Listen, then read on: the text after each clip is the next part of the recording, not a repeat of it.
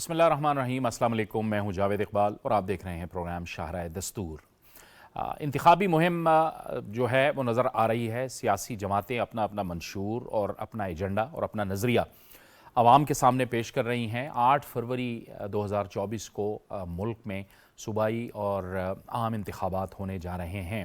ये election commission of Pakistan का फ़ैसला था और यकीनी तौर पर अब इसके हवाले से इलेक्शन कमीशन ऑफ पाकिस्तान ने भी तैयारियां शुरू की हुई हैं और सियासी जमातों की तरफ से भी तैयारियां जो हैं वो ज़ोरों शोर से जारी हैं। ज़ाहिर है कि अब इंतखाबात में ही अवाम का ही ये फ़ैसला होना है कि उन्होंने किस जमात को वोट देना है, किस जमात को इख्तिदार में लाना है, मरकज़ में भी और सूबों के अंदर भी।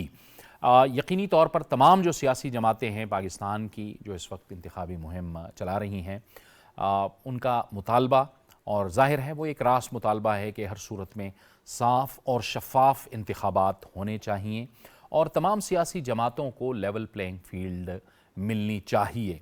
जो भी पाकिस्तान के आईन और क़ानून के मुताबिक सियासी जमातें मौजूद हैं, इंतखाबात में वो हिस्सा लेंगी, उनको एक लेवल प्लेइंग फील्ड मिलना चाहिए। ये तो एक अहम मामला है जो कि इस वक्त जारी है, लेकिन इसके साथ साथ जो मुल्क की एक माशी सूरत हाल है वो हमने देखा कि उस हवाले से भी कुछ कोशिशें जारी हैं। इस वक्त ज़ाहिर है कि मुल्क में एक निगरान सेटअप मौजूद है। निगरान वज़ीर आज़म अनवारुल हक काकड़ इस वक्त मुत्तहिदा अरब अमारात के 2 रोज़ा दौरे पर हैं। वहाँ पर कई MOUs पर साइन हुए हैं। कुछ देर पहले उनका बयान भी सामने आया, खुसूसी बयान सामने आया जिसमें उन्होंने कहा कि मल्टी बिलियन डॉलर्स के मुआहदे हुए हैं। हमने देखा कि जब PDM ने वोट ऑफ नो कॉन्फिडेंस के ज़रिए हुकूमत संभाली और तहरीक इंसाफ की हुकूमत ख़त्म हुई, तो उसके बाद ज़ाहिर है कि मुल्क एक मुश्किल सूरत हाल से गुज़र रहा था। कुछ अहम फ़ैसले हुए। उन अहम फ़ैसलों में उस हुकूमत के दौरान एक काउंसिल बनाई गई जिसको स्पेशल इनिशिएटिव फैसिलिटेशन काउंसिल का नाम दिया गया, SIFC का नाम दिया गया। और SIFC का जो बुनियादी काम था वो बैरूनी सरमायाकारी लाने के लिए एक मोतबर फोरम फराहम करना था, क्योंकि बहुत से मसाइल हैं बैरूनी सरमायाकारी के हवाले से। तो अब उसी के तनाजुर में हम देख रहे हैं कि जो मौजूदा निगरान हुकूमत है वो भी आगे बढ़ रही है। तो क्या आने वाले दिनों में मुल्क की जो मईशत है वो कुछ एक बेहतर शक्ल इख्तियार करेगी और फिर जो मौजूदा सियासी जमातें हैं इनसे इंतखाबी मुहिम के दौरान और उसके बाद जो नई हुकूमत आती है क्या तवक्कुआत हैं अवाम की, इन तमाम मामलात पर आज हम अपने प्रोग्राम में बात करेंगे। और हमें ज्वाइन कर रहे हैं स्टूडियोज़ में सीनियर सहाफ़ी और तज़ियाकार जनाब जावेद सदीक़ साहब, आपको खुश आमदीद कहते हैं। अवामी नेशनल पार्टी से हमें ज्वाइन कर रहे हैं इंजीनियर एहसानुल्लाह खान साहब, आपको भी बहुत खुश आमदीद कहते हैं। और लाहौर से हमें वीडियो लिंक पर ज्वाइन कर रहे हैं बिलावल भुट्टो ज़रदारी साहब के तर्जुमान, पाकिस्तान पीपल्स पार्टी के रहनुमा ज़ुल्फ़िकार अली बदर साहब, आपको भी गुफ्तगू में बहुत खुश आमदीद कहते हैं। बदर साहब, आपसे ही गुफ्तगू का आगाज़ करेंगे। ज़ाहिर है एक मुश्किल सूरत हाल थी, आप तमाम लोगों ने एक इकट्ठा तजुर्बा किया, एक कलेक्टिव विज़डम इस्तेमाल हुई, PDM की हुकूमत बनी और आप लोगों ने कोशिश की कि मईशत को किसी डगर पर डाला जाए। आपको लगता है कि अब वो जो एक तसलसल है उन पॉलिसीज़ के अंदर वो हमें नज़र आ रहा है और आगे चल के कुछ बेहतरी होगी भले जिसकी भी हुकूमत आए? बिस्मिल्लाहिर्रहमानिर्रहीम। बहुत शुक्रिया जावेद साहब, आपने अपने प्रोग्राम में बुलाया। देखें, वो जो वक्त था ना जिस टाइम पे PDM ने vote of no confidence, peoples party ने और PDM ने मिलकर वोट ऑफ नो कॉन्फिडेंस के जरिए आईनी और कानूनी तरीके से एक वजीर आजम को घर भेजा और हुकूमत में है। उस टाइम मुल्क बहुत सारे मसाइल और चैलेंजेस से दरपेश था और उन्होंने वक्ती तौर पे बिलावल साहब ने ये PDM का प्लेटफॉर्म बनाया था, तमाम पॉलिटिकल फोर्सेस को इकट्ठा किया था, पार्टीज को।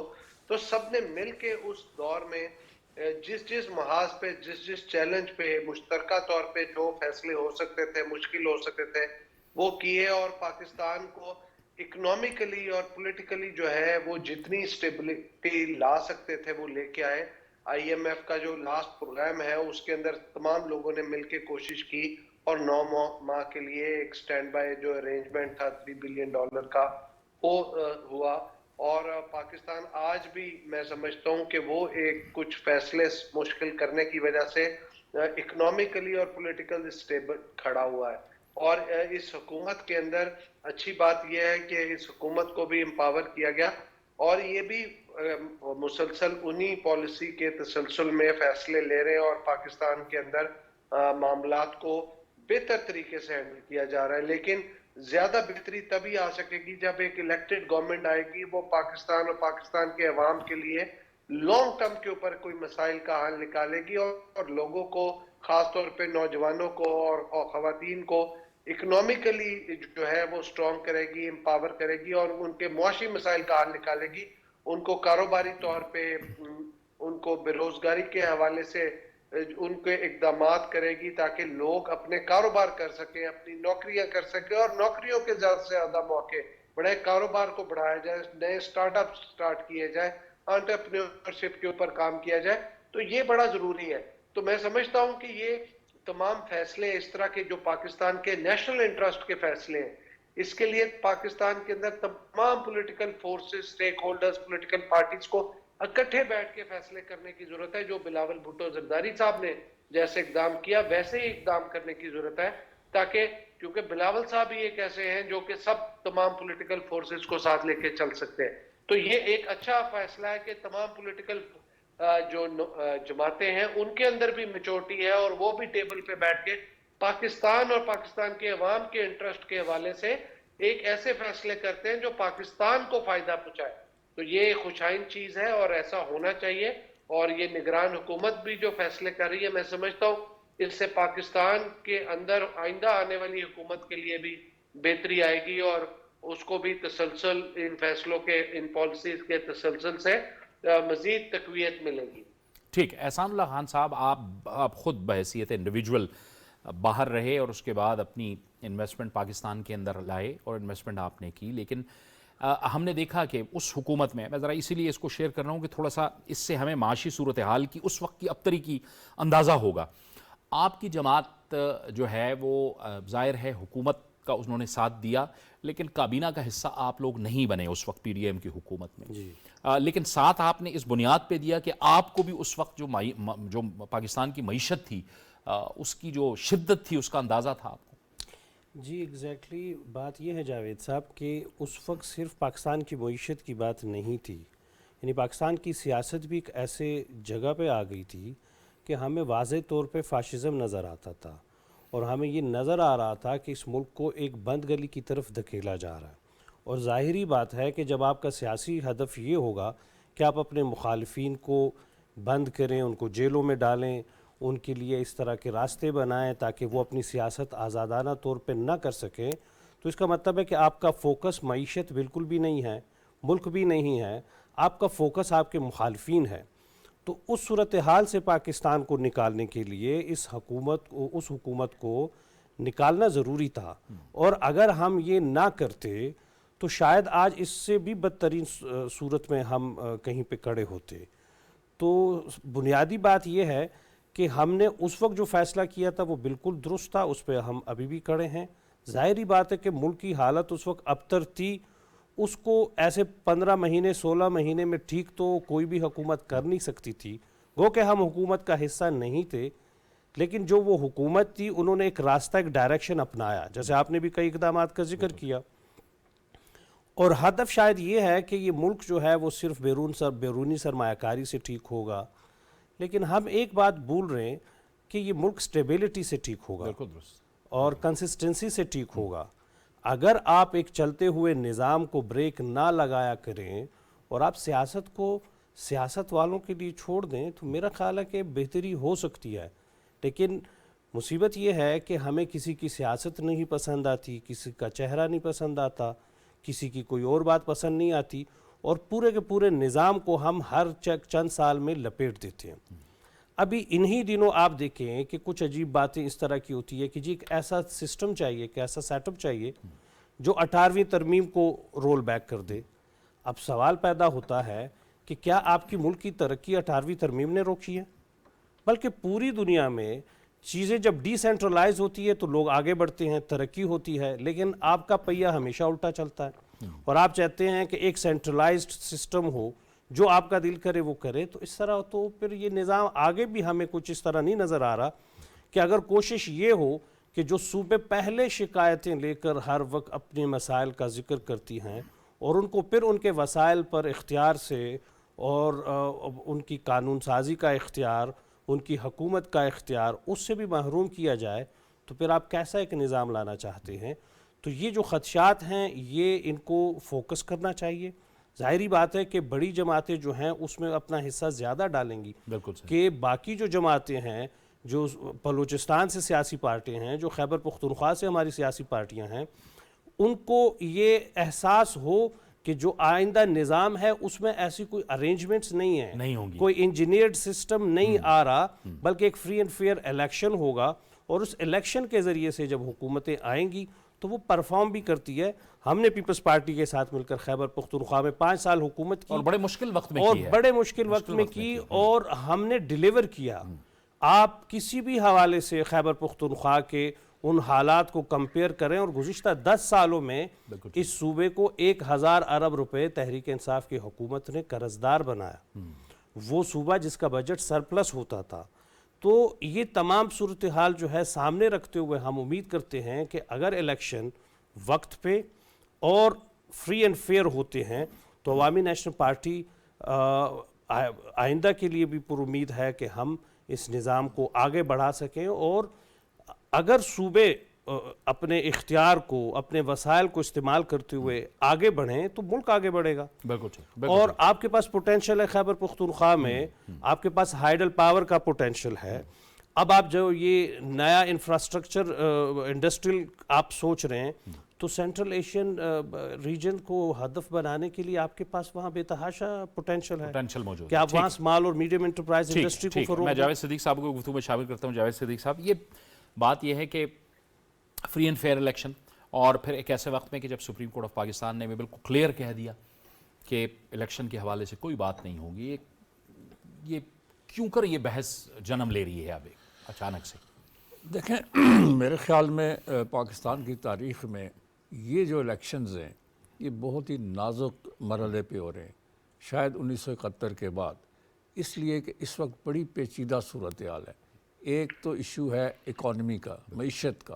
ہماری معیشت بہت ابتر ہے، بہت خراب صورتحال ہے، اور ہمارے جو وزیر اعظم گئے ہوئے ہیں یو اے ای میں، وہ اسی لیے کہ وہاں سے انویسٹمنٹ آئے اور ایک سٹیبلٹی، اکنامک سٹیبلٹی لائی جائے، اور فارن انویسٹمنٹ آئے اور ڈومیسٹک انویسٹمنٹ بھی ہو، تو پاکستان کی اکانومی جو ہے، جو بالکل اس وقت اس کی چولیں ہل گئی ہیں، وہ اس دفعہ سٹیبلائز ہو جائے ان اقدامات کے نتیجے میں. تو اکانومی کا پرابلم اور الیکشنز یہ دونوں آپس میں جڑے ہوئے ہیں، اور اس وقت جو ہے سب سے زیادہ ذمہ داری پولیٹیکل لیڈرشپ پہ ہے کہ وہ کس طرح اس کرائسس سے نکلیں گے. نمبر 1، الیکشنز ہوں کریڈیبل، فیئر اینڈ فری، اور جیسا کہ الیکشن کمیشن پرومس کر رہا ہے، اور جیسا کہ سپریم کورٹ نے بھی کہا ہے کہ ملک میں فری اینڈ فیئر الیکشنز کرانا یہ ان کی ذمہ داری ہے، تو وہ کہتے ہیں ہم کروائیں گے. اس کے لیے انہوں نے اقدامات کیے ہوئے ہیں. وہ کہتے ہیں 30 نومبر کو حتمی طور پر جو حلقہ بندیوں کی فہرست ہے وہ ہم شائع کر دیں گے، وغیرہ وغیرہ، یہ ساری چیزیں. تو ایک ملک جو ہے نا، it is geared up for the next election. تو وہ گیئر اپ ہو چکا ہے، تیار ہو چکا ہے. لیکن یہاں پر جو سیاسی لیڈرشپ ہے، جو آپ نے بات کی کہ ابھی تک لوگ کچھ اعتماد نہیں کرتے کہ الیکشنز ہوں گے کہ نہیں، ایسی ریومرز پھیلائی جا رہی ہیں. سو اس سے انسرٹنٹی بڑھتی ہے، اس سے جو ہے ملک کے مستقبل کے بارے میں چہمگوئیاں ہوتی ہیں کہ الیکشنز ہوں گے کہ نہیں ہوں گے. جی کوئی کہتے ہیں جی ستمبر میں ہوں گے، یہاں سے پوسٹ پون ہو جائیں گے، لیکن حالانکہ سپریم کورٹ نے کہا کہ اس پر کوئی قیاس آرائی نہیں ہونی چاہیے. الیکشنز کی تیاری بھی ہو رہی ہے، لیکن ایک جو غیر یقینی صورتحال ہے اس کو ختم کرنا پولیٹیکل لیڈرشپ کی اور ریاست کی دونوں کی ذمہ داری ہے، تاکہ ملک میں انسرٹنٹی ختم ہوگی تو انویسٹمنٹ آئے گی. بہت فارن اینڈ ڈومیسٹک انویسٹمنٹ جو ہے اس کے لیے آپ کو ایک سٹیبل کنڈیشنز چاہیے، اور یہ سٹیبل کنڈیشنز جو ہیں یہ سیاسی لیڈرشپ فراہم کر سکتی ہے. اب تک سیاسی جماعتوں نے کلیئرلی اپنے مینیفیسٹوز نہیں پیش کیے. کچھ پارٹیاں ہیں جنہوں نے کہا کہ ہم نے کمیٹیز بنا دی ہیں، تھنک ٹینکس بنا دی ہیں، وہ الیکشن مینیفیسٹوز بنا رہے ہیں. جب یہ مینیفیسٹوز آئیں گے تب پتہ چلے گا کہ ان مینیفیسٹوز میں کیا فریم ورک دیا جا رہا ہے پاکستان کے مستقبل کے بارے میں، کہ معاشی جو صورتحال ہے، جو بگاڑ ہے، اس کو کیسے ختم کیا جائے گا، کس طرح ان مسائل کو پر قابو پایا جائے گا تو اس وقت ضرورت اس بات کی ہے کہ سیاسی جماعتیں جو ہیں مل کے بیٹھ کے کوئی ایسا فریم ورک تیار کریں کہ یہ جو اکنامک کرائسس ہے یہ ختم ہو یا اس کی شدت کم ہو. اور اس کے لیے میں سمجھتا ہوں کہ اگر انہیں کام نہ کیا اور ایک دوسرے کے ساتھ جو کھینچا تانی کی کنڈیشن ہے وہ جاری رہی تو پاکستان کی معیشت جو ہے وہ سٹیبل نہیں ہو سکے گی. اس وقت سب سے بڑا کنسرن پاکستان کے لوگوں کا ہے پاکستان کی معیشت, مہنگائی اور جو قرضوں کا ایک پہاڑ ملک کے اوپر موجود ہے, اس پہاڑ کو کس طرح کم کیا جائے, اس کا حجم کیسے گھٹایا جائے, یہ سب چیزیں ہیں. تو اس لیے میں سمجھتا ہوں کہ ایک تو الیکشنز کی تیاری بھی ہے, لیکن دوسری طرف سیاسی جماعتوں کی طرف لوگ دیکھ رہے ہیں کہ وہ کیا پروگرام دیتی ہیں, ملک کے مستقبل کی معیشت کیا ہوگی, بے روزگاری ختم ہوگی.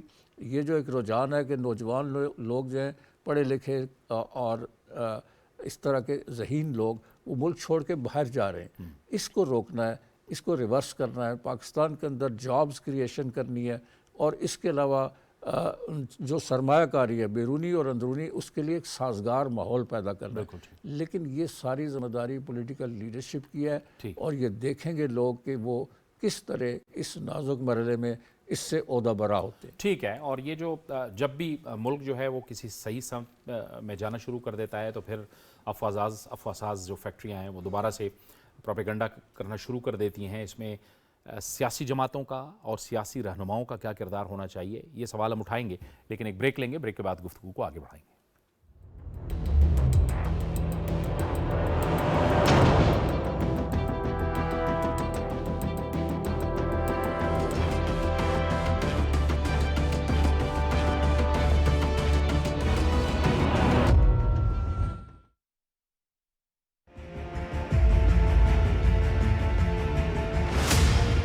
دہائیوں پر محیط تاریخی برادرانہ تعلقات, پاکستان اور متحدہ عرب امارات, دونوں ممالک تجارت, دفاع اور مشترکہ معاشی ترقی کے لیے پرعزم. توانائی, فوڈ سیکیورٹی, کان کنی, ایویشن اور بینکنگ سمیت دیگر شعبوں میں تعاون اور سرمایہ کاری کے لیے نگراں وزیر اعظم انوار الحق کاکڑ کا دورہ متحدہ عرب امارات.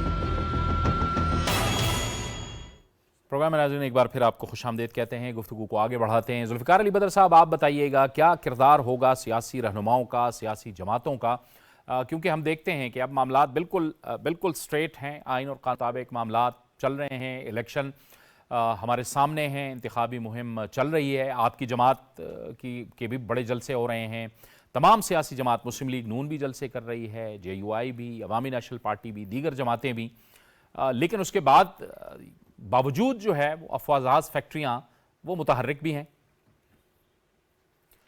جاوید صاحب, بڑا ضروری ہے اس ملک کے اندر, بلاول بھٹو زرداری صاحب بارہا دفعہ کہہ چکے ہیں, اور اس ملک کی ضرورت بھی ہے, اس ملک کے عوام کی بھی یہ آواز ہے کہ اس ملک میں فری, فیئر اور ٹرانسپیرنٹ الیکشن ہونے چاہیے.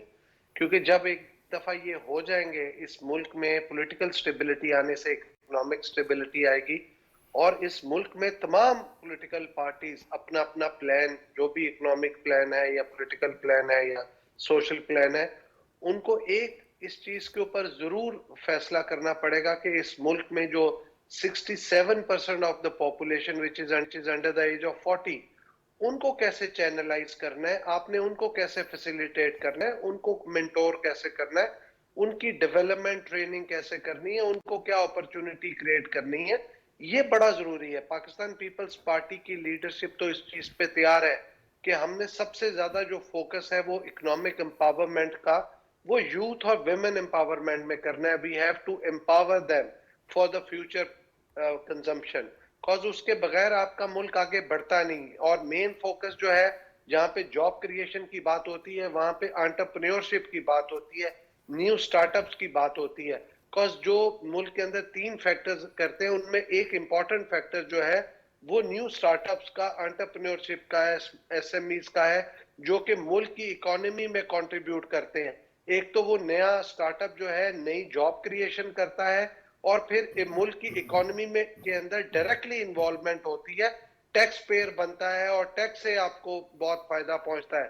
ہمیں ایک تو اس کے اوپر فوکس کرنا ہے. دوسرا, پاکستان کے اندر ایسی پالیسیز بنانی ہے کہ ٹیکس نیٹ بڑھے اور لوگوں کو زیادہ سے زیادہ ٹیکس نیٹ کے اندر لے کے آئے. ریونیو ٹیکس کی کلیکشن کا جو ریونیو ہے وہ بڑھے.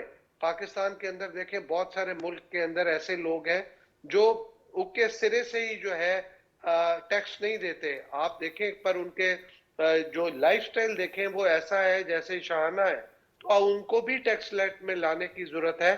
اس کے لیے ایک اوور آل براڈر جو ہے پالیسی بنانے کی ضرورت ہے تاکہ ملک کے اندر ریونیو کلیکشن ہو, تاکہ آپ کی آئی ایم ایف اور فورن ڈونر ایجنسی سے جان چھوٹے. اور پاکستان کے اندر آپ کو ایسے سٹیپس لینے کی ضرورت ہے جہاں پہ سستی گیس اور سستی بجلی بنے.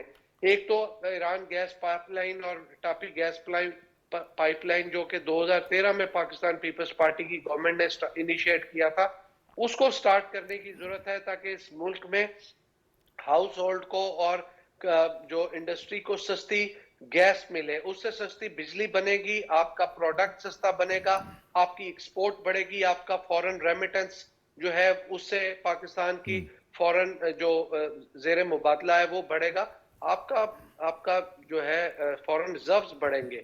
ایک دوسری چیز, جیسے ایک بینک کے اندر کریڈٹ کارڈ کے تھرو 0 انسٹالمنٹ پہ آپ ان کو لون دیتے ہیں چھوٹے کریڈٹ کارڈ ہولڈرز کو کہ آپ فری اپلائنسز لے سکتے ہیں, آپ ٹی وی لے سکتے ہیں, واشنگ مشین لے سکتے ہیں, آپ موبائل فون لے سکتے ہیں. ایسے تمام ڈسکوز جو ہے پاکستان کے اندر, ڈسٹریبیوشن کمپنی جو بجلی کی پیداوار کو کنٹرول کرتی ہیں, ان کو چاہیے کہ بینکوں کے ساتھ معاہدہ کر کے عام لوگوں کو جو جن کے بجلی کے بل کم آتے ہیں ان کو solar panels free of cost 1 سال کے لیے 1.5 سال 2 سال کے لیے دیں, تاکہ لوگوں کا دن کا جو بجلی کا خرچہ ہے وہ کم ہو.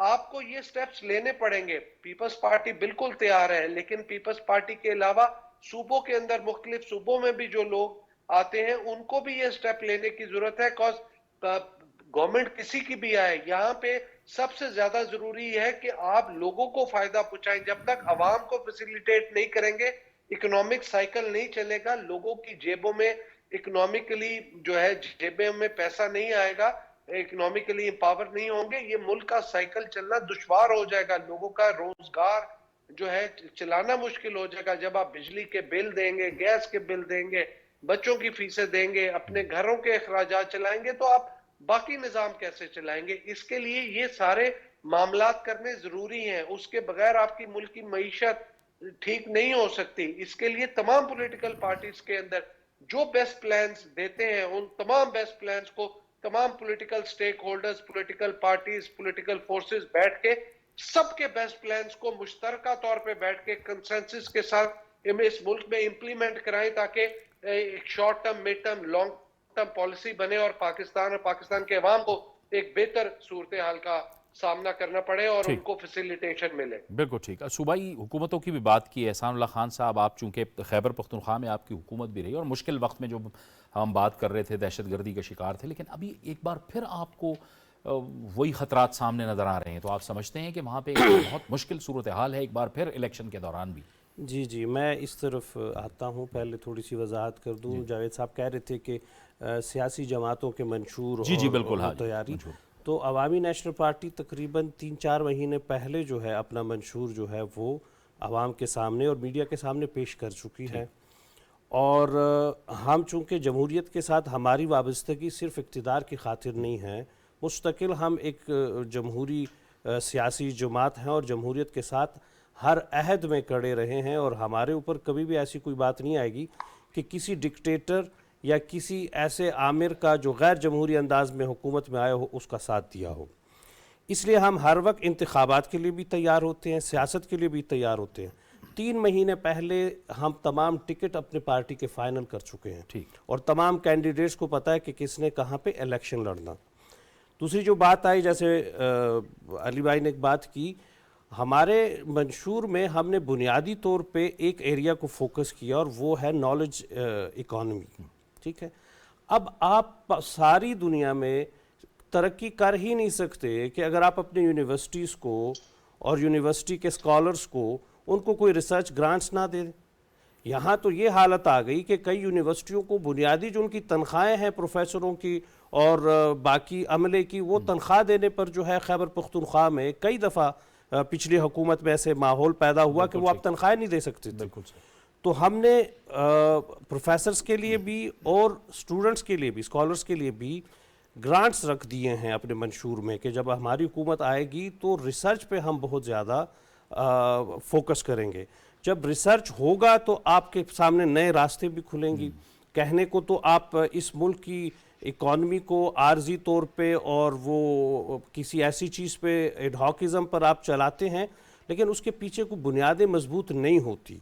तो आप अगर तालीम में इन्वेस्ट करेंगे और हायर एजुकेशन में इन्वेस्ट करेंगे, चूँकि हम जब खैबर पख्तूनख्वा में पीपल्स पार्टी के साथ हुकूमत में थे तो वहाँ पे टोटल यूनिवर्सिटियाँ जो थी वो 8 थी और हमने 5 साल में 8 यूनिवर्सिटियाँ बनाई, और इसके अलावा मेडिकल कॉलेजेस और उन तमाम चीज़ों को सारी दुनिया को उसके बारे में पता है। तो हमने उस दौर में भी तालीम पे बहुत फोकस किया, और आइंदा भी अगर हमारी हुकूमत आती है तो हमारा जो सबसे बड़ा फोकस है वो तालीम ही रहेगा। अब मैं आपके सवाल की तरफ आता हूँ कि हालात खैबर पख्तूनख्वा के गुज़िश्ता आप समझ लें कि 1 दहाई से इसी किस्म के चल रहे हैं। यानी पहले इसमें एक ब्रेक आया, उस ब्रेक के बाद फिर वही सूरत हाल पे हम खड़े हैं, क्योंकि हमारे पड़ोस में जो कुछ होता है उससे हम बाहर नहीं रह सकते। बिल्कुल ठीक। अफ़गानिस्तान के अंदर पीस एंड स्टेबिलिटी का होना इंतहाई ज़रूरी है, पूरे पाकिस्तान की भी पीस एंड स्टेबिलिटी के लिए और ख़ुसूसी तौर पर खैबर पख्तूनख्वा पे। फिर इस किस्म की आवाज़ें जब सामने आती हैं कि जब एक जमहूरी इलेक्टेड गवर्नमेंट को किसी पड़ोस के ममालिक में गिराया जाता है और आपके यहाँ भी लोग उस पर खुशियाँ मनाते हैं और आप फिर उस माइंडसेट को सपोर्ट करते हैं, तो फिर आप हमें क्या मैसेज दे रहे हैं? अवामी नेशनल पार्टी जो मुस्तकिल इस बात पे खड़ी रही, आपके जब आपके कोई फौजी ऑपरेशंस हुए दहशतगर्दी के खिलाफ, सबसे फ्रंट लाइन पे हम खड़े होते थे।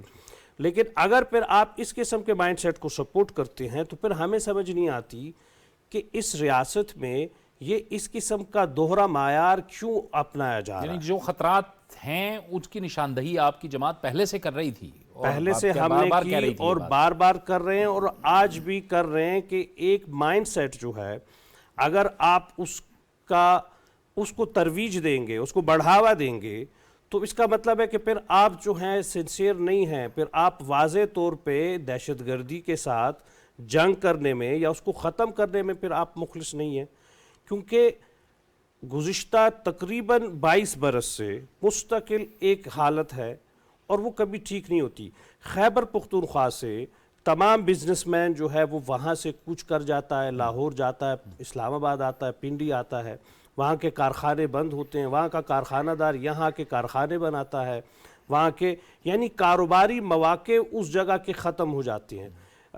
पिछले 2 साल में आप सवात का और ये जिन इलाकों में टूरिज़्म है, टूरिज़्म का एक बहुत अच्छा एक माहौल बना वहाँ पे। उसके बाद क्या हुआ? यानी 2-4 हज़ार लोग जो हैं वो उनका दर्शन हुआ, सामने आए, और उसके बाद पूरी की पूरी टूरिज़्म इंडस्ट्री तबाह हो गई। तो आपको अगर आप वाज़े लाइन नहीं लेते, ठीक है ना, आप कह रहे हैं ना कि इस मुल्क की इकॉनमी, देखिए इकॉनमी से ज़्यादा आपका माइंडसेट इस वक्त क्या है? क्या आप उस स्टेट ऑफ कॉन्फ्लिक्ट में हर वक्त रहना चाहते हैं? क्या आपका हदफ जो है कोई वॉर इकॉनमी है? अगर नहीं है तो फिर खुदारा इस मुल्क के लोगों पर और ख़ुसूसी तौर पर खैबर पख्तूनख्वा और बलूचिस्तान के लोगों पर रहम करे और इस सिलसिले को वाकई ख़त्म किया जाए। जो लोगों के खदशात हैं वो दूर हों और जो एक रुज्जत पसंदी और बुनियाद परस्ती का एक माहौल बना हुआ है और उसको बढ़ावा मिलता है, उस पर रोक लगाने की ज़रूरत है। क्योंकि हमने यहाँ पे इस फैज़ाबाद को और इस पूरे कैपिटल को मफलूज होता हुआ देखा है। ٹھیک ہے، بالکل صحیح۔ اور وہ ایک مائنڈ سیٹ کی وجہ سے دیکھا ہے. تو اگر ہم نے اس مائنڈ سیٹ کا مقابلہ کرنا ہے تو ہمیں سنسیئر ہونا پڑے گا. جس طرح آپ کہہ رہے ہیں نا کہ تمام سیاسی جماعتوں کو ایک میثاق معیشت پر بیٹھنا چاہیے، میں کہتا ہوں کہ آپ کو یہ سب سے بڑا خطرہ ہے کہ آپ کا نوجوان جو ہے اگر وہ ایک شدت پسند فکر کی طرف بڑھ رہا ہے، جیسے علی بھائی نے کہا کہ جی 40 سال کی عمر سے کم جو ہماری آبادی ہے وہ قریباً کوئی 67% ہے، تو اس میں جو 20 سال کے نیچے ہیں ان کی فکر آپ کو ہے کہ نہیں ہے، اور ایک ایسے مائنڈ سیٹ کی طرف ان کا آگے بڑھنا جو اس ملک کے لیے بذات خود ایک خطرہ ہے، ٹھیک ہے نا. تو ہمیں پھر اس قسم کے بڑے بڑے شاید ایسے معاملات میں نہ بیٹھنا پڑے کہ جی آپ کو اپنی ملک کی دفاع کی زیادہ فکر کرنی پڑ جائے. آپ کے پڑوس میں 2 ممالک ہیں، ایک افغانستان اور ایک ہندوستان، دونوں کے ساتھ ہمارے کنفلکٹ ہیں. ہندوستان تو کاروباری طور پہ آگے بڑھ رہا ہے، تو میرا خیال ہے کہ یہ وقت آ گیا. عوامی نیشنل پارٹی 70 برس سے مستقل یہ بات کہہ رہی ہے کہ آپ اپنے پڑوسیوں کو ساتھ رکھیں، پڑوسیوں کے ساتھ اچھے تعلقات قائم کیے بغیر معیشت کیسے آگے بڑھا سکتے ہیں. بالکل ٹھیک. انہوں نے پائپ لائن کی بات کی، علی بھائی نے پائپ لائن کی بات کی. وہ کب بنے گا؟ جب آپ کے تعلقات بہتر ہوں گے. اور آپ کا یہ ملک انرجی کا ہب اس وقت بنے گا جب آپ کے پڑوس میں سینٹرل ایشیا جو ہے وہ انرجی کا ایک وہ یعنی ساری دنیا کی سب سے زیادہ انرجی تو وہاں پہ ہے، آپ کا راستہ اس کو ملے گا اور باقی دنیا میں وہ آپ کی انرجی جائے گی، تو ترقی کیوں نہیں ہوگی؟ لیکن اس ترقی کے لیے آپ کو بنیادی طور پر اس مائنڈ سیٹ سے نکلنا پڑے گا جو ہم 80 میں اور 70s میں ایڈاپٹ کر چکے ہیں اور اسی کے ساتھ چلتے رہے ہیں. اس چیز کو پیچھے چھوڑنا پڑے گا، تب جا کے ہم ترقی کر سکیں. یہ تعلقات کی جب ہم نے بات کی تو ہم نے دیکھا ہے کہ ہماری ملک کی بڑی جو جماعتیں ہیں، عوامی نیشنل پارٹی کا تو یہ موقف رہا ہے، لیکن جو 2 بڑی جماعتیں ہیں، بھلے آصف علی زرداری صاحب ہوں، بلاول بھٹو زرداری صاحب ہوں، میاں نواز شریف صاحب ہوں، وہ ہمیشہ سے کہتے رہے ہیں کہ ہم پڑوسی ممالک کے ساتھ اچھے تعلقات چاہتے ہیں، بشرطے کہ پڑوسی ممالک بھی اس جانب قدم بڑھائیں، کیونکہ ہم دیکھتے ہیں کہ ایک طرف ہر دھرم بھارت ہے، دوسری طرف افغانستان میں وہی جس کی طرف احسان صاحب نے بھی اشارہ کیا کہ ہم نے سب سے زیادہ انہی لوگوں کے لیے آواز اٹھائی اور اب وہی پاکستان کے لیے مسائل پیدا کر رہے ہیں. میرا خیال ہے کہ ہمارے ہاں یہ احساس یا یہ ریئلائزیشن اب ہے کہ معیشت کی ترقی کے لیے، تجارت کو فروغ دینے کے لیے، ایکسپورٹس کو بڑھانے کے لیے جو قریبی پڑوسی ممالک ہیں ان کے ساتھ اچھے تعلقات قائم ہونے چاہیے. اور اس طرف کافی پیش رفت بھی ہوتی رہی ہے اور کبھی کبھی اس کو پھر سٹ بیک ہوا ہے. جہاں تک نواز شریف صاحب کا تعلق ہے، وہ ان کی ہمیشہ سے یہ فلسفی رہی ہے، ان کی آؤٹ لک ہے کہ پڑوسی ممالک کے ساتھ ہمارے تعلقات بہت بہتر ہونے چاہیے، اور وہ سوچتے ہیں معیشت اور ٹریڈ کے کانٹیکسٹ میں. کیونکہ دنیا بھر میں ہم نے دیکھا ہے کہ جو ریجنل ٹریڈ آرگنائزیشنز ہیں، آسیان ہے اور دوسری جو ریجنل ECO ہے، یہ ساری کی ساری آپس میں باہمی اشتراک سے انہوں نے ترقی کی ہے. یورپین یونین اٹ سیلف جو ایک زمانے میں اکنامک کمیونٹی بنی تھی، وہ آج یورپین یونین بن کے ایک بہت بڑا پاور کا مرکز بن گیا دنیا کی پورے لینڈسکیپ کے اوپر، عالمی سطح کے اوپر وہ بہت امپورٹنٹ پاور سینٹر بن گیا، اور ان کی اکانومی جو ہے وہ بہت اس کے ساتھ ترقی ہوئی ہے ان کی. میں سمجھتا ہوں کہ یہ پڑوسیوں کے ساتھ تعلقات بہتر بنانا، فارن پالیسی کو ریویو کرنا، یہ اب نئی لیڈرشپ کا ایک چیلنج ہے کہ وہ کیسے اس سے نمٹیں گے. ٹیررزم جو ہے ہمیں مسلسل ہمیں تنگ کر رہا ہے. ٹیررزم کے جو واقعات ہیں پچھلے چند ہفتوں میں، چند ماہ میں، ان میں بہت زیادہ سرج ہوئی ہے. ہم نے دیکھا بہت زیادہ ہوئے ہیں. فوج کے اوپر، پولیس کے اوپر، عام لوگوں پر اٹیکس ہوئے ہیں اور بڑے خطرناک قسم کے ہوئے ہیں. تو ایک طرف تو یہ ایک اس کی ڈائمنشن ہے.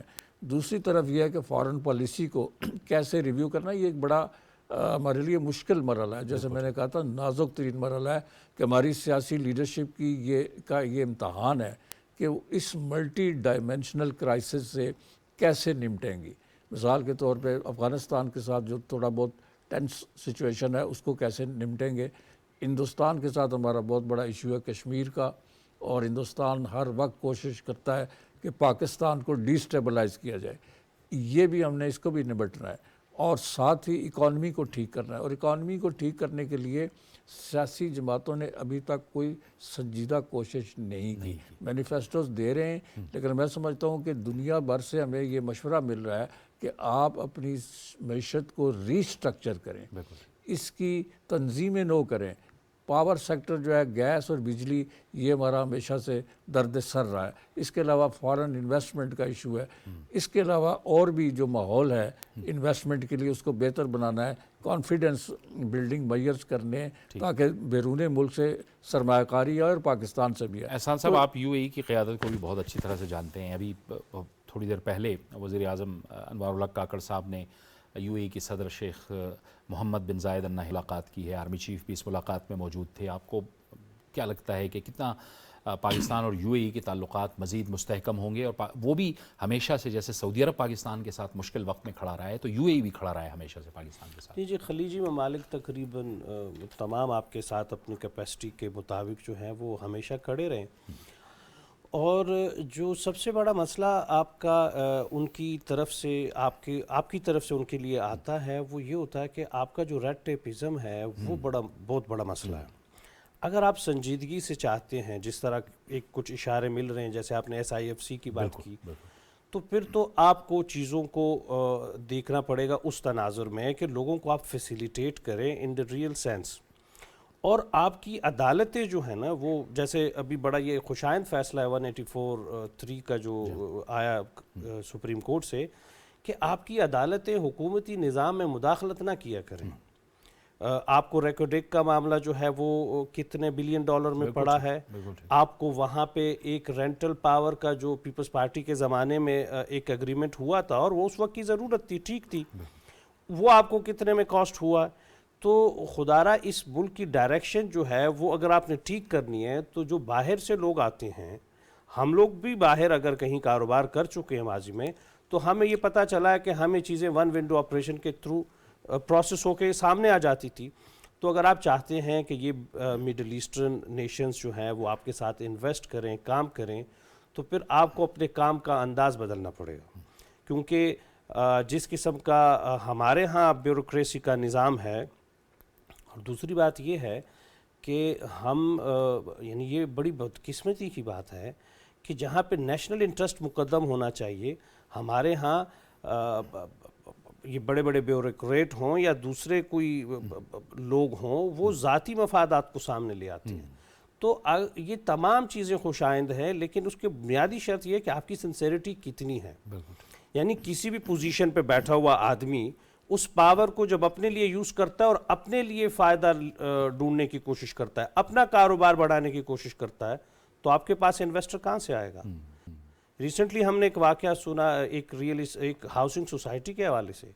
تو اگر اس قسم کے واقعات آپ کے دنیا بھر میں جائیں گے، تو مجھے بتائیں کہ جب لوگ یہ سنیں گے یہ باتیں، تو کیا آپ کے پاس وہ انویسٹ کریں گے؟ تو بنیادی بات یہ کہ وہ آپ کے ساتھ کھڑے رہتے ہیں۔ ہمیں یہ سوچنا چاہیے کہ ہم اپنے ساتھ کھڑے ہیں کہ نہیں کھڑے۔ بالکل ٹھیک، بڑی اہم بات آپ نے کی ہے ذوالفقار علی بدر صاحب، ہم اپنے ساتھ کھڑے ہیں یا نہیں کھڑے؟ آپ ظاہر ہے یہ ورکنگ جو ہے آپ کی حکومت بھی رہی، کچھ ممالک ایسے ہیں کہ جن کے ساتھ جو ہمارے تعلقات ہیں، برادرانہ تعلقات ہیں، وہ بالکل کسی بھی شک و شبے سے بالا تر ہیں، اور اس میں ہم نے دیکھا کہ چین، سعودی عرب، متحدہ عرب امارات، یہ سارے وہ ممالک ہیں جو پاکستان کے ساتھ ہمیشہ سے سخت وقت میں وہ کھڑے ہوتے ہیں۔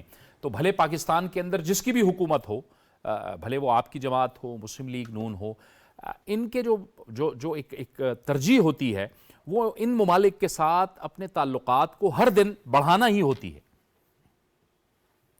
بالکل، میں تو ذاتی طور پہ یہ سمجھتا ہوں کہ ہمیں اپنا جو پالیسی ہے اس کے اوپر غور کرنے کی ضرورت ہے۔ ہمیں ایک سوورن کنٹری کے لیے، پاکستان کے لیے ایک دوبارہ سے ری تھنکنگ کرنی ہے، ریویو کرنی ہے اپنی پبلک پالیسی، اور پاکستان کی ایک سوورن پالیسی کے لیے ہمیں دوبارہ سے بیٹھ کے تمام سٹیک ہولڈرز کو، تمام فیصلہ کرنے والی قوتوں کو یہ سوچنے کی ضرورت ہے کہ ہم نے اپنے لیے کھڑا ہونا ہے یا آج بھی ہم نے دوسرے ملکوں کی طرف ہی دیکھنا ہے۔ بیکاز اگر ہم نے اپنے لیے سوچنا ہے، اپنے ملک کا سوچنا ہے، تو ہمیں انڈیپینڈنٹ پالیسی بنانی ہوگی۔ ہمیں پہلے اپنے جو ہمسایہ ممالک ہے، ایران گیس پائپ لائن ہے، اس کے اوپر سوچیں۔ افغانستان کو ہم نے بہت ساری چیزیں ایکسپورٹ کر سکتے ہیں، اور جو سینٹرل ایشین اسٹیٹ ہے وہاں سے ٹاپی گیس پائپ لائن انرجی کے ہماری ضرورتیں پوری ہو سکتی ہیں. ایکسپورٹ بہت ساری چیزیں ہم کر سکتے ہیں اگر ہم صرف ریجنل ٹریڈ چائنا کی طرف آ جائیں, ریجنل ٹریڈ کے اوپر ہی فوکس کریں تو میں سمجھتا ہوں کہ پاکستان کو کہیں باہر جانے کی ضرورت نہیں. اور اس سے باہر ذرا تھوڑا سا ہم نکل کے دیکھیں کہ مڈل ایسٹ کے اندر بھی صرف 4 ملک, سعودی عرب, یو اے ای, کویت اور قطر, ان 4 ملکوں کے ساتھ اگر ہم اپنا ٹریڈ کا جو ہے بارٹر ٹریڈ کے اوپر ہی کام کر لیں, ایسا ہی ایف سی بنائے, اور دیگر جو بہت ساری ایسی چیزیں ہیں جس کے اوپر ہم ٹریڈ کر سکتے ہیں اور خاص طور پہ بارٹر ٹریڈ کے اوپر کام ہو سکتا ہے, تو یہ ہی ہمیں بلینز آف ڈالرز مہیا کر سکتے ہیں. ہمیں کسی ویسٹرن ملک کی طرف دیکھنے کی ضرورت نہیں پڑے گی, نہ ضرورت رہے گی. اور اس کے ساتھ ساتھ ہمیں انٹرنلی اپنے آپ کو سٹرونگ کرنے کی ضرورت ہے کہ ہم, میں نے جیسے پہلے عرض کیا, اپنا ٹیکس کلیکشن ریونیو بڑھانے کی ضرورت ہے. اگر پاکستان کے اندر سے ہم اچھا ٹیکس ریونیو جنریٹ کر لیں تو ہمیں کسی آئی ایم ایف کی طرف دیکھنے کی ضرورت نہیں, کسی ڈونر ایجنسی کی طرف دیکھنے کی ضرورت نہیں. اس کے لیے احسان بھائی نے جیسے ذکر کیا, انہوں نے ایک بڑا اہم نقطہ جو بیوروکریسی کا جو ہرڈلز ہیں یا امپیڈیمنٹس ہیں اس کے بارے میں ذکر کیا. یہ پرابلم سعودی عرب میں بھی اور دیگر ممالک میں بھی آئی. ہمیں اس کے اوپر بھی اسٹرکچرل ریفارمز پہ کام کرنے کی ضرورت ہے. ہمیں رولز آف بزنس کے اوپر بھی کام کرنے کی ضرورت ہے. ہمیں بہت ساری ایسی چیزوں پہ کام کرنے کی ضرورت ہے جہاں پہ ہم ان تمام چیزوں کو ریویو کریں, ری تھنکنگ کریں اور پاکستان کو نیکسٹ لیول پہ لے جانے کے لیے کام کریں. ہمیں سب سے زیادہ ضروری ان تمام چیزوں کے ساتھ ساتھ جو نمبر 1 سیکٹر ہے وہ ایجوکیشن ہے اور ہیلتھ ہے. ان 2 سیکٹر کے اوپر ہمیں انوویٹ کرنے کی ضرورت ہے. جب ہم نے ان 2 سیکٹر پہ کر لیا تو میں سمجھتا ہوں کہ ہم نے اپنی یوتھ کو بھی, اپنی ویمن کو بھی, اور ہم نے آنے والے فیوچر کو بھی مزید کئی ڈیکیڈز کے لیے جو ہے وہ چینلائز کر لیں گے. اس کے اوپر ہمیں تمام سٹیک ہولڈرز کو بیٹھ کے سر جوڑ کے بیٹھنے کی ضرورت ہے. ادروائز ہم اس ملک سے نہیں نکلیں گے. اور ہماری پارٹی کا, ہماری لیڈرشپ کا ان تمام پالیسیز کے اوپر تمام سٹیک ہولڈرز, تمام پولیٹیکل فورسز, پولیٹیکل پارٹیز, ان کے ہیڈ کو ساتھ بٹھا کے کنسنسس کے ساتھ فیصلہ کر کے ان چیزوں پہ کام کرنے کے لیے وہ تیار بیٹھی ہے. ان کو کوئی پرابلم نہیں ہے کہ کسی کو بھی وہ باہر رکھے. ایون جو ہے پی ٹی آئی کو بھی ساتھ بٹھانے کے لیے تیار ہے, لیکن 9 مئی کے واقعے میں جو لوگ ملوث ہیں ان کو ساتھ نہیں بٹھانا چاہتے. تو جب آپ کا اتنا بڑا دل ہو, کیونکہ جب آپ نے دور جانا ہو اور آپ کا دل بڑا کرنا پڑتا ہے, جب دل بڑا کر لیا تو میں سمجھتا ہوں کہ آپ اپنے سیاسی مخالفین کے ساتھ اور سیاسی جو لوگ جن کے ساتھ آپ کا الائنس رہا ہے, آپ ان کی تمام اچھی باتوں کو بھی اڈاپٹ کریں, اور جو آپ کے پاس اچھی چیزیں ہیں آپ ان کے ساتھ مشاورت کریں اور وہ بھی ملک اور قوم کے لیے استعمال کریں, تاکہ اس سے ملک کے اندر جو ہے نا you will be able to make a difference and create an impact. بالکل ٹھیک, بہت ضرورت ہے اس ملک کے اندر امپیکٹ کریٹ کرنے کی وتھ سسٹینیبلٹی. بالکل ٹھیک, بالکل ٹھیک. جاوید یہ جو باتیں یہ اسٹیٹمنٹ آف انٹینشنز ہیں اور یہی ہماری مسائل کا حل ہے. لیکن یہ کون کرے گا, انیشیٹو کون لے گا اس الیکشن سے پہلے یا اس کے بعد؟ سیاسی جماعتیں بیٹھیں اور ایک ایجنڈا ملک کا, پاکستان کو جس طرح انہوں نے کہا کہ ری امیجن کریں کہ ہم کہاں کہاں پیچھے رہ گئے, کہاں مار کھائی, کن شعبوں میں ہم بہت پسماندہ رہ گئے, انڈیا میں بہت آگے چھوڑ کے بہت آگے چلا گیا, اور کئی ریجنل ممالک ہیں جو پاکستان سے مدد لیتے رہیں, پاکستان سے ٹیکنالوجی کی یعنی فنی امداد لیتے رہیں, اور طرح کی کئی مدد ہم ان کو دیتے رہیں. وہ ہم سے کیسے آگے بڑھے؟ ہمیں اپنے آپ کو بھی ٹائٹ رکھنا ہوگا نا. معاشی اصلاحات کی جو ہم بات کرتے ہیں ہمیں اپنے وہ کرنا ہوگا. دیکھیں نا, دنیا بھر سے ہمیں یہ کہا جا رہا ہے کہ آپ کی جو اکانومی ہے وہ اسٹرکچرل ریفارمز کی متقاضی ہے. اس میں آپ نے اسٹرکچرل ریفارمز کرنے ہیں, ٹیکس کا نظام بہتر کرنا ہے, انرجی کا سیکٹر جو ہے اس میں جو کرپشن ہے, اس میں جو گردشی قرضے چڑھ گئے ہیں اور طرح طرح کی جو خرابیاں ہیں. لیکن ابھی حال ہی میں ہم نے بجلی کی چوری روکی, تو جو میں فگر دیکھے ہیں میں نے, وہ کوئی 40-50 ارب روپیہ جو ہے ریکور ہوا ہے بجلی چوری کا. ہزاروں لاکھوں لوگ پکڑے گئے. سو اس کا مطلب ہے کہ ہمیں اس کرپشن کو, اس مس مینجمنٹ کو, اور یہ جو اسٹرکچر ریفارمز ہیں ان کو کرنا ہے. اور وہ تمام ادارے جو کہ اسٹیٹ اونڈ آرگنائزیشنز ہیں, اسٹیٹ اونڈ اینٹیٹیز ہیں, उनको हमेशा से जो हमारा सारे का सारा ख़राब कर रही हैं इकॉनमी को और ब्लीड कर रही हैं, बिल्कुल बोझ है बहुत बड़ा। उस बोझ को हटाना चाहिए, ख़त्म करना चाहिए। और इसमें ये होता है कि सियासी जमातें अपने सियासी मफाद के लिए उन लोगों के साथ खड़े हो जाते हैं जो कहते हैं कि ये इदारा डी नेशनलाइज नहीं होना चाहिए, प्राइवेटाइज नहीं होना चाहिए, वो एक सियासी मसला बन जाता है। इन तमाम बातों पे बैठ के सोचना है और सोच के एक एजेंडा लेके आगे चलना है। खुदा करे कि इन इलेक्शन के बाद हम इस सिमत में चल पड़े। आमीन आमीन सुम आमीन। आपने दुआ की तो बिल्कुल हमें ये कहना चाहिए। बहुत बहुत शुक्रिया जावेद सिद्दीक साहब, एहसानुल्लाह खान साहब अवामी नेशनल पार्टी से, और जुल्फ़िकार अली बदर साहब आपने हमें ज्वाइन किया पाकिस्तान पीपल्स पार्टी से। आप तमाम हजरात का प्रोग्राम में शिरकत करने का बहुत शुक्रिया। ज़ाहिर है बहुत सी स्ट्रक्चरल रिफॉर्म्स करनी है, माशी इस्लाहात करनी है। इस वक्त जो है वो इंतखाबी मुहिम है, हर सियासी जमात अपना एजेंडा अवाम के सामने पेश कर रही है। ये तो इंतखाबात में ही मालूम होगा, इलेक्शन वाले दिन ही मालूम होगा कि किसकी हुकूमत बनती है। लेकिन जब जो भी हुकूमत आगे आएगी, जिस जमात की भी हुकूमत आएगी, उस पर बहुत भारी जिम्मेदारी आयद है। और तमाम सियासी जमातें कम अज़ कम ये एक अच्छी बात है कि वो कह रही हैं कि उन्हें अपना जो एक मुश्तरका दुश्मन है उसका पता है, और वो है महंगाई और अवामी मसाइल का हल। ये हमने निकालना है।